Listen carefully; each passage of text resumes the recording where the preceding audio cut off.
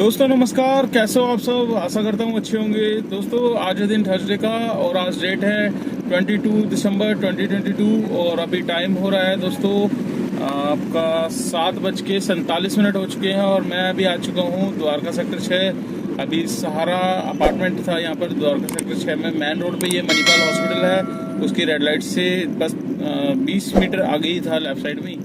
तो main road पे उतरी है मैडम, ना ही अंदर जाने का उन्होंने बोला कि अपार्टमेंट के अंदर छोड़ो। तो मैंने कहा ठीक है, मैं अभी सीधा निकल आता हूँ। तो वहाँ पे छोड़ के अब मैं जा रहा हूँ घर की तरफ।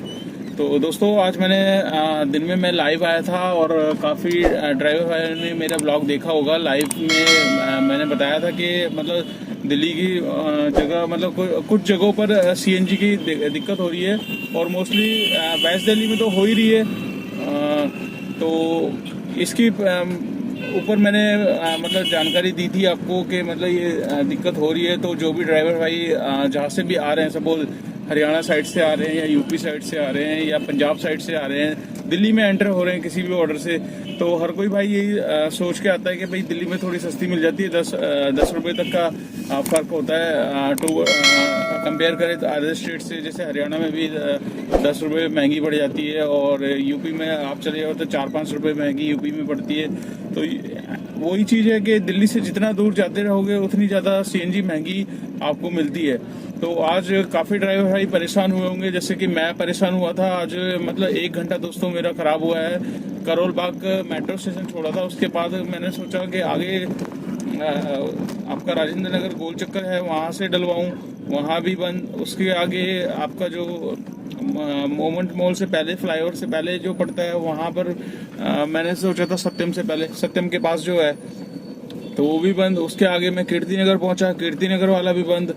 तो मतलब 3 तो मेरे सामने सामने सीएनजी पंप बंद, 3 क्या 4। फिर रजौरी गार्डन आया, मैं रजौरी गार्डन की रेड लाइट से राइट होता हूँ तो टूवर्ड्स पंजाबी बाग जाने वाली साइड, वो भी बंद। 4 मेरे को सीएनजी पंप बंद मिले। इतना दिमाग खराब हुआ यार। मैंने कहा यार 1 घंटे में एक राइड अच्छी खासी आ सकती थी जिसमें 300 से 400 रुपये तक का बेनिफिट हो जाता है अपना। तो 300-400 का वो नुकसान हुआ।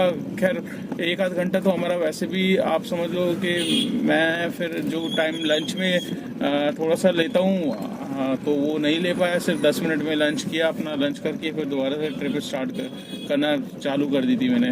तो आज काफ़ी ड्राइवर भाइयों का टाइम भी ख़राब हुआ होगा। तो आपका भी दोस्तों किसी का कोई ड्राइवर भाई फंसा है सीएनजी के चक्कर में, उसका टाइम ख़राब हुआ, तो मुझे कमेंट्स करके बताना कि किस भाई का मतलब कितना नुकसान हुआ है आज के दिन। और काफ़ी भाई परेशान भी है कि सीएनजी मिल नहीं, बिना सीएनजी की गाड़ी चलेगी कैसे, और जिसकी वजह से क्या है कि लॉन्ग ट्रिप नहीं उठा पा रहे। तो मैंने एक सीएनजी वाले से पता किया था दोस्तों, तो उसने यही मुझे बताया था कि भैया जब सपोज कुछ पाइपलाइन में टेक्निकल फॉल्ट होता है या कुछ सफाई वगैरह होती है गैस की, तो उस जो पाइपलाइन आ रही है उसके नियर जो 10 किलोमीटर तक की रेंज की सीएनजी पंप है उन पर उसका इफेक्ट पड़ता है। तो ये चीज़ मुझे पंजाबी बाग में जहाँ मैंने सीएनजी डलवाई थी उस भाई ने मेरे को बताया था कि मतलब भैया ऐसे ऐसे होता है कि कई बार हो जाता है। तो ये आज की बात नहीं है, बीच बीच में एक मतलब 6-7 महीने में एक झटका दे देती है सीएनजी पंप में। कई बार तो मुझे द्वारका में भी पूरे द्वारका में सीएनजी नहीं मिली थी, एक बार ऐसा हुआ था। तो ये जब इनकी पाइपलाइंस की सफाई वगैरह होती है तो इस वजह से ये सीएनजी की सप्लाई रुक जाती है, जिसकी वजह से 10 किलोमीटर तक की रेंज की जितने भी सीएनजी पंप होंगे दोस्तों तो उन पे इसका इफेक्ट पड़ता है। तो मैं जैसे करोल बाग था वहाँ से 10-12 किलोमीटर की रेंज में यही आ रहे थे वेस्ट दिल्ली में, तो हो सकता है इस जगह इफेक्ट पड़ा हो। साउथ दिल्ली में एक भाई ने मेरे को कमेंट्स किया था, वो बता रहा था मतलब साउथ दिल्ली साइड में नहीं है दिक्कत। तो कौन कौन से पंप पे दोस्तों आज आपको दिक्कत मिली मुझे कमेंट्स करके ज़रूर बताना। तो दोस्तों आज मैं मॉर्निंग में निकला था करीब 8 बजे, और 8 बजे जैसे मैंने डिवाइस ऑन किया और कहाँ की ट्रिप आ सकती है मेरे पास, आप ही गैस करके बता दीजिए। आप तो डेली मेरा ब्लॉग देखते हो तो मैं कहाँ की बताता हूँ। तो वही चीज़ है, फर्स्ट ट्रिप गुड़गांव सेक्टर 17 उद्योग विहार के पास की, और उद्योग विहार की ट्रिप थी और द्वारका मोड़ से आई थी। मतलब ये लगा लो 2-2.5 किलोमीटर के दूर से डिस्टेंस से ट्रिप आई थी मेरे पास। तो मैंने कहा चलो कोई नहीं, 2-2.5 किलोमीटर है तो कर लेते हैं। अब सुबह सुबह की ट्रिप को अब कैंसिल तो मैं करता ही नहीं हूँ, बहुत ही कम कोशिश यही करता हूँ जो ट्रिप एक्सेप्ट करने वाली होगी, जिसको पूरा करना है उसी को पूरा करिए। ये इससे क्या है कि एक्सेप्टेंस रेट आपका कम बेशक हो रहा है, बट आप कैंसिल नहीं कर रहे। ऊबर की पॉलिसी में क्या है कि कैंसिलेशन पे 0 टॉलरेंस है दोस्तों। अगर आप कैंसिलेशन को घटा देंगे तो ऊबर की तरफ से आपको कोई शिकायत नहीं मिलेगी, ऊबर आपकी आईडी बंद नहीं करेगा, होल्ड पे नहीं करेगा। ठीक है, आप राइड कंप्लीट कंटिन्यू करते चलिए, आपके ऊपर है, आप राइड लेना चाह रहे हो नहीं लेना चाह रहे। आप ऐसा मत करो कि ले ली राइड उसके बाद फिर आप नहीं ले रहे, तो उसमें फिर कैंसिल करने पे आपका ही वो दिक्कत होती है, और फिर कस्टमर का भी अनुभव, जो ऊबर की तरफ से इंस्ट्रक्शन मिलते हैं कि कस्टमर राइडर का अनुभव खराब होता है, क्योंकि उसे वेट करना पड़ता है। वो राइडर किस पर्पज से ऑफिस जा रहा है, मीटिंग में है या अर्जेंटली कहीं पहुंचना है, किसी से मिलने जाना है, तो बहुत सारी चीज़ें होती है दोस्तों। टाइम तो आपका भी देखो, आपका भी कोई अगर राइडर टाइम खराब करता है तो आपको भी दिल दुखता है, आप भी सोचते हैं यार कैसा बंदा था ये, इसने मेरा पूरा टाइम खा गया। कहीं जैसे राइडर बीच में रुकवा देते हैं, फ्रूट्स खरीदने लग गए या कुछ चले गए कुछ लेने, तो उसकी वजह से फिर हमारा भी टाइम खराब होता है, फिर हमें भी लगता है। तो ऐसी सिचुएशन पैदा ना ही हो, तो उसके लिए बेटर है कि राइड आपके पास आ रही है, देखो सारी चीज़ें आपके हाथ में है, सारी की सारी चीज़ें ऊबर बता रहा है, आपको डेस्टिनेशन दिखा रहा है, आपको कैश ट्रिप दिखा रहा है, ऑनलाइन ट्रिप है, डिस्टेंस कितनी है, डेस्टिनेशन जाना किधर है, ये सारी चीज़ें आपको शो हो रही है। तो फिर आपको मतलब दिक्कत क्या है, आप एक्सेप्ट वही राइड करो जितनी जो आप कर सकते हो। तो इससे क्या है कि आपका एक्सेप्टेंस रेट तो थोड़ा सा डाउन होगा, बट क्या है कि कैंसिलेशन रेट आपका बच जाएगा। तो कैंसिलेशन रेट अभी मेरा करंटली मेरा जो कैंसिलेशन रेट है वो 4% का है दोस्तों। तो 4% से 0 भी हो जाता है, फिर 4% हो जाता है। 1-2 ट्रिप तो आपको पता है कैंसिल होती है, वो तब होती है जब हमें वेट करना पड़ता है, राइडर नहीं होता, तो राइडर की लोकेशन पे वेट करके, और अब तो आपको वेटिंग का भी चार्ज मिलता है। तो ये सब चीज़ें हैं। तो आज दोस्तों पहली ट्रिप मेरे को गुड़गांव की मिली, गुड़गांव उद्योग विहार मैंने छोड़ा, उसके बाद मेरे पास सीधा रेडिसन ब्लू होटल से वहीं पे MCD टोल के पास से बुकिंग आ गई थी आपका लीला पैलेस की, तो 2-3 किलोमीटर की थी। तो आज मतलब ये लगा लो मैं सुबह पहुंच गया था, 9:15 तक मैं गुड़गांव में एंटर हो गया था। उसके बाद मैंने 10:30 तक गुड़गांव में ट्रिपें करी है, कम से कम 6-7 ट्रिपें मैंने गुड़गांव के अंदर ही करी, छोटी छोटी। मेरे पास 2-2 किलोमीटर की ट्रिप आ रही थी, 2 किलोमीटर की, 5 किलोमीटर की ट्रिप आ रही थी, तो उसमें अच्छा खासा फेयर मिल रहा था। 2 किलोमीटर की ट्रिप में 96 रुपये, 95 रुपये, और 5 किलोमीटर में भी 95 मतलब 100 ऐसे मिल रहे थे। एक ट्रिप में तो 133 मिल गए थे 5 किलोमीटर की ट्रिप में, एक 8 किलोमीटर की थी उसमें भी 133 मिले। तो इसका यही है, 10 किलोमीटर की ट्रिप में वो 130 या 133 या 5 किलोमीटर में आपको 95 रुपीज़ तक का ऊबर बनाता है। तो 10:30 तक मैंने काम किया ऊबर में वहीं पर। उसके बाद फिर मैंने लोकेशन लगा दी थी, तो लोकेशन लास्ट मैंने साइबर सिटी छोड़ा था, उसके बाद फिर मैं DLF फेज 5 चला गया था, वहाँ से मैंने लोकेशन डाल दी थी। तो लोकेशन डालते ही मेरे पास आ गई लंबी ट्रिप दोस्तों। लंबी आई थी, 35 किलोमीटर की ट्रिप आई थी आपका शास्त्री विहार मेट्रो, जो आपका ISBT का जस्ट अपोजिट साइड पे है। तो वहाँ पर मैंने ड्रॉप किया, वहाँ से मेरे पास फिर मैं वहाँ से मेरे पास आ गई करोल बाग लास्ट ड्रॉप किया। लास्ट ड्रॉप के बाद फिर 1 घंटा पूरा ख़राब हुआ। फिर उसके बाद दोस्तों छोटी मोटी करके दोबारा गुड़गांव की ट्रिप मिल गई थी मेरे को। तो मॉडल टाउन, पंजाबी बाग से मॉडल टाउन पहुंचा, मॉडल टाउन से फिर गुड़गांव सेक्टर 65 आ गया। वहाँ से फिर मैंने राइड डाली वसंतकुंज से फिर यहाँ JNU से सीधा द्वारका की राइड आज मेरे को मिली है। तो दोस्तों आज हम बात करेंगे कुछ भाइयों के, हमारे मतलब आपको तो पता है, मैं हर व्लॉग में ये कोशिश करता हूँ कि कुछ भाइयों के कमेंट्स होते हैं तो उसके मतलब रिप्लाई देने की कोशिश करता हूँ। तो आज मेरे पास कमेंट्स तो नहीं आया, बट आज मेरे पास फ़ोन बहुत आए, कुछ भाइयों के सुबह से ही फ़ोन आ रहे थे।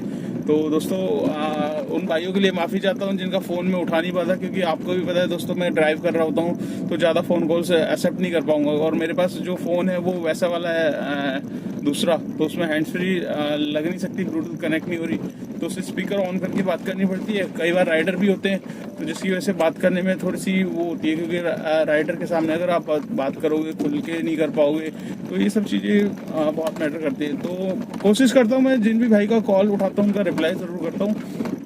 तो दोस्तों आज हम बात करेंगे ओला उबर के बारे में ही। और मेरे पास आज 2-3 फ़ोन आए थे भाइयों के, और तो उनके सेम ही सिमिलर क्वेश्चन थे। कि एक भाई का मेरे पास आया था कि भैया मैं लखनऊ से बात कर रहा हूँ, गोरखपुर साइड से, और मैंने डिज़ायर ली है। तो डिज़ायर अभी नई गाड़ी उसने ले ली, एक्चुअली ना ही उसने मार्केट सर्वे किया, मैंने इतना पूछा भी नहीं, उसने यही बोला कि भैया मैंने डिज़ायर 2RS ली है, ठीक है, तो आप मुझे ये बताइए कि गाड़ी ये मैं दिल्ली में आके लेके आ सकता हूँ और चला सकता हूँ, और अटैच कैसे होगी। तो मैंने उससे ये, तो दोस्तों उस भाई का यही कहना था, मतलब कि भैया मैंने 2RS ले ली है और मेरे को काम करना है दिल्ली NCR में, ठीक है, नोएडा आकर। तो इसके लिए मतलब मेरे को क्या करना होगा, क्या नहीं करना होगा। तो दोस्तों ऐसी सिमिलर क्वेश्चन काफ़ी भाइयों के आते हैं। तो इसके ऊपर मैं ऑलरेडी कई मतलब 1-2 वीडियो में बना चुका हूँ, तो फिर भी मैं दोबारा से आज रिप्लाई कर देता हूँ। तो काफ़ी भाइयों के यही होते हैं कि भैया हम यूपी में, मैं आगरा रह रहा हूँ, मैं मेरठ रह रहा हूँ, मैं लखनऊ रह रहा हूँ, मैं पंजाब चंडीगढ़ रह रहा हूँ, मैं राजस्थान में रह रहा हूँ, तो MP में रह रहा हूँ। तो दोस्तों आप कहीं भी रह रहे हो, किसी भी स्टेट में रह रहे हो, आपका क्वेश्चन यही होता है कि जहाँ जिस स्टेट में काम हो तो उधर आके काम करने की आपका माइंड में होता है। तो दोस्तों देखिए, यहाँ पर दिल्ली NCR में हूँ। दिल्ली NCR में मैं काफ़ी गाड़ियाँ देखता हूँ। हरियाणा की गाड़ियाँ चलती है, यूपी की चलती है, ठीक है, दिल्ली की चलती है, तो हर स्टेट की गाड़ी, हिमाचल प्रदेश की चल रही है, उत्तराखंड की गाड़ियाँ चल रही है, ठीक है। तो ऐसा कुछ नहीं है, आप जो ओला उबर में अगर आप काम करना चाह रहे हो, आप रहते कहीं भी हो, आप लखनऊ रह रहे हो, आपको वहाँ पर काम नहीं है, देखो लखनऊ का जहाँ तक मैंने सुना लखनऊ में काम है नहीं, तो आप दिल्ली में आकर कर सकते हो। बट आपको क्या करना है कि आप जहाँ भी जिस स्टेट में आप काम कर रहे हो, मेरे हिसाब से आपकी जो ID सपोज ओला उबर में बनी हुई है, फर्स्ट ऑफ ऑल तो मैं उस भाई के लिए उसका रिप्लाई कर दूं जो जिसने 2RS ली है। तो दोस्त आप या तो वहीं से अटैच कर लो अपनी गाड़ी। अटैच करने के बाद आपका प्रोसेस क्या है कि जिस भी भाई की जिस भी स्टेट में वो गाड़ी चला रहा है, सपोज मथुरा में चला रहे हैं, आगरा में चला रहे हैं, चंडीगढ़ में चला रहे हैं, तो उनको अगर दिल्ली NCR में काम करना है, तो दोस्तों उसको सबसे पहले आपको यहाँ दिल्ली में आके, दिल्ली जो भी नोएडा में जो भी आपके पास में उबर ऑफिस पड़े या ओला ऑफिस पड़े, तो आपको अपनी जो वहाँ की जिस स्टेट में आप चला रहे थे, सपोज यूपी में आप आगरा में चला रहे हो या लखनऊ में चला रहे हो, तो आपको वहाँ की लखनऊ वाली वो बंद करानी पड़ेगी। मतलब आप उबर ऑफिस जाओगे तो वहाँ की वो आपकी वो बंद कर देगा।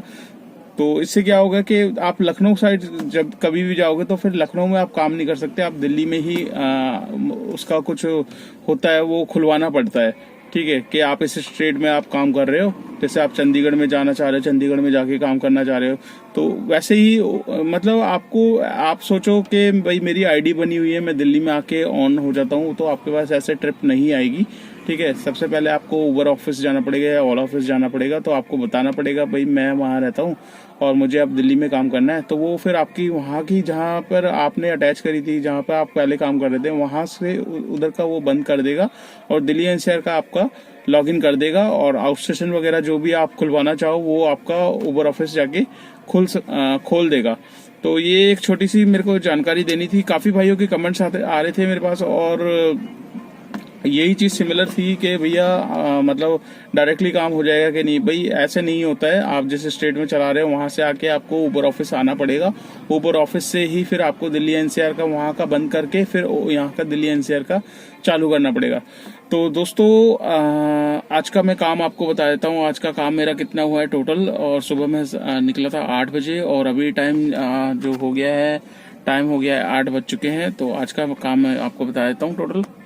तो दोस्तों आज का मेरा काम जितना भी हो वो आपके साथ शेयर कर देता हूँ। यहाँ पर आप देख सकते हैं 1931 रुपये का मेरा आज का काम है, और इसमें दोस्तों मेरे को 3 टोल मिले हैं, एक हरियाणा का, 2 MCD टोल मिले हैं, क्योंकि गुड़गांव में 2 बार गया, वापसी आया तो 2 बार MCD मतलब का टोल मेरे को ऐड होके मिला है। तो 1931 प्लस 300 रुपये, 2231 रुपये का काम है मेरा, ठीक है। 2231 में से जो टोल है उसको हम हटा लेते हैं, साइड में कर लेते हैं, तो 1931 है। 1931 में मैंने आज CNG डलवाई थी दोस्तों 690 रुपये की, जब मेरे पंजाबी बाग में था।